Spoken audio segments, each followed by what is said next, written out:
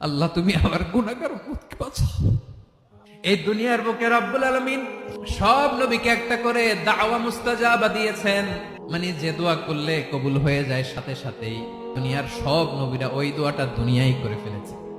বিশ্বনবী বলবেন, আল্লাহ ওই স্পেশাল দোয়াটা দুনিয়াতে করি নাই, আজকে আমি তোমার দরবারে দাঁড়িয়ে কিয়ামতের দিন ওই দোয়াটা করছি। আল্লাহ আমার যে উম্মতের হৃদয়ে যাররা পরিমাণ ঈমান আছে, আমার একটা উম্মতকেও তুমি জাহান্নামে ঢুকাতে পারবা না।